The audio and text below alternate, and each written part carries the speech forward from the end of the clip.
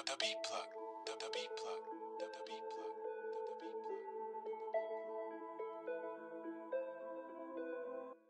Hey family, it's the Remnant, and I just wanted to say, first of all, thank you so much for giving me your time and for watching my content.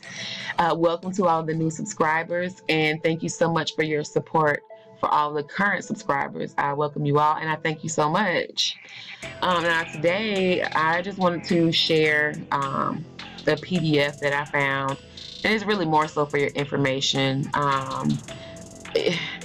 It's about white slavery, and the reason why I wanted to record this is because, you know, all I can do is tell you about my experience. And in my journey, early on, a lot of my information was coming from Bible camps, and they really drill in that Deuteronomy 28:68 and us fitting the curses.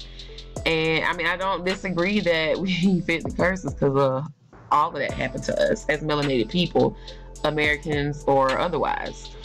But clearly it happened to others as well, and that's what this PDF is about. And I just wanted to dig into it to see, I don't know, it's just really more for my information. So what they do is they list a book. For example, this book here, They Were White and They Were Slaves, The Untold History of Enslavement of Whites in Early America by Michael Hoffman. So they'll list books with the title, and they will post reviews or, you know, some sort of a synopsis of the book. Pardon. So this book that I just named, it gives you, you know, people are talking about it, and then you have some lengthy reviews, and sometimes they spill a little bit of tea about what's in the book. For example, this Amazon reviewer said, I'm gonna try to cut to the chase. He found it most enlightening because it reveals that slavery was never about race, but rather about labor. Labor was looked upon as a commodity to be bought and sold. My interest was from a genealogical and historical point. It allowed me to locate lines of my family, both white, Irish, and English, that were sold on the auction block in Barbados in 1600s, along with other slaves who were black.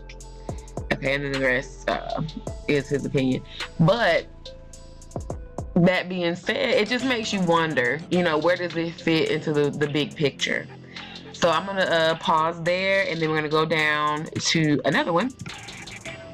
Okay, so the next book is called The Redneck Manifesto: How Hillbillies, Hicks, and White Trash Became America's Scapegoats by Jim Gold. All right, and then I wanted to skip down to, wait, was it this one? Oh yeah, here it is.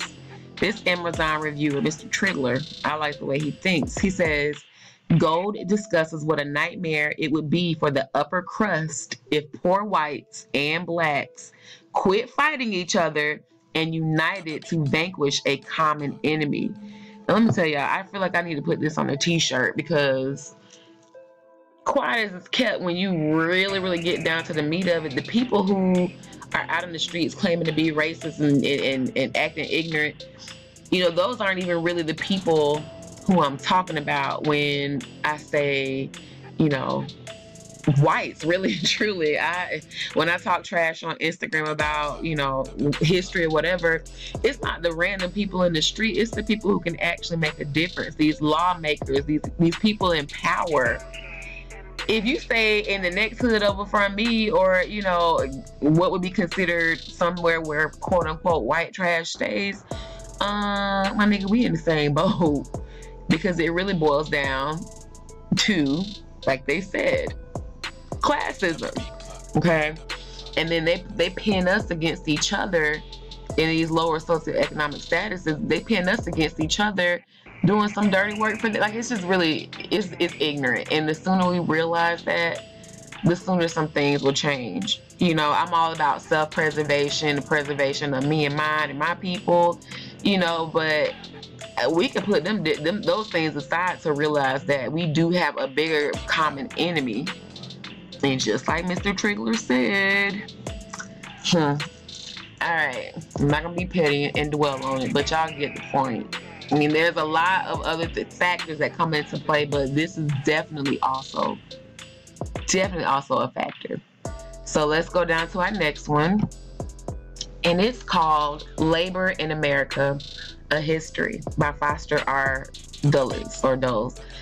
And keep in mind, y'all, I have not read any of these. I just found this PDF and it gives me some ideas on whether or not I should continue to move forward with looking at any of these books or writings. But I'll also put the link below so that you also can look at this and pick and choose and see, you know, what you need to get out of it. But anyway, Labor in America, A History by Foster R. Dulles. It says, white slaves were indiscriminately herded about the white guineamen. Now, last time I checked, guinea is code word for brown, but okay. White slaves were indiscriminately herded. Indiscriminately means it doesn't matter what other types of slaves were there. A slave is a slave. They were indiscriminately herded aboard the white guineamen, often as many as 300 passengers on little vessels of not more than 200 tons burden. Overcrowded, unsanitary. The mortality rate was sometimes as high as 50%, and young children seldom survived the horrors of a voyage which might last anywhere from 7 to 12 weeks. Now, call me crazy, but don't that sound like how to describe how our ancestors, quote unquote, came from West Africa to over here? Okay, moving on. Upon arrival in America, white slaves were put up for sale by the ship captains or merchants. Families were often separated under these circumstances when wives and offspring were auctioned off to the highest bidder.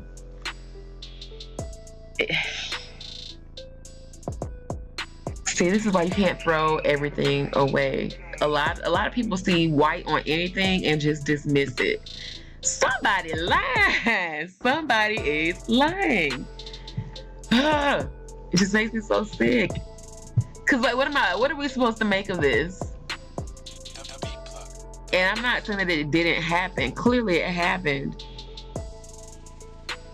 I don't know. All right, let me move on. Let me get off my soapbox.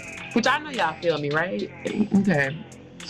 All right, let me pause this and go to the next book, BRB.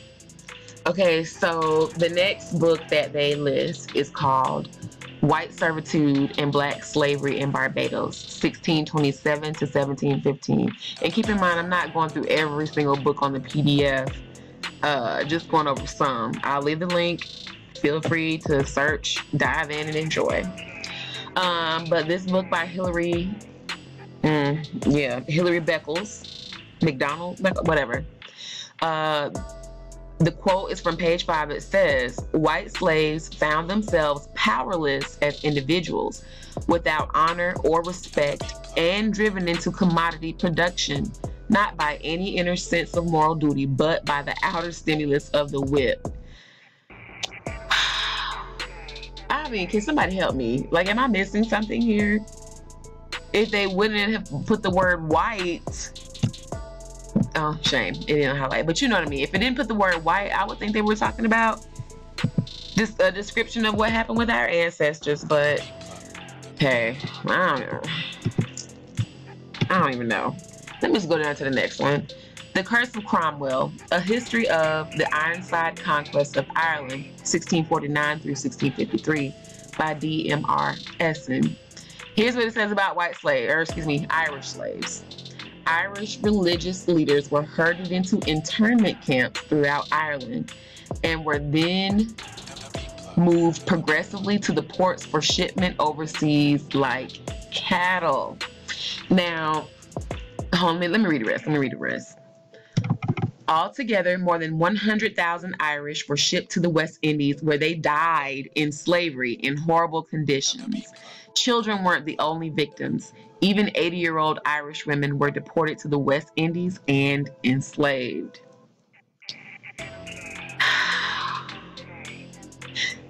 I bet $5 is an Irish Israelite video on YouTube. I haven't made my way there, but putting two and two together, I guarantee. All right, let me pause. I don't even want to read anymore. You guys get the drift. So there's some tea out there. Yeah, I think that's pretty much all of it anyway. And then it has some links on here. I'm not going to go into it, but peep this PDF if you want to. Where does it fit into the big picture? I do not know, but clearly slavery is a little bit more than just about skin color. And I'm trying to see where it fits with everything. Let me know your comments and, drop your comments and let me know your thoughts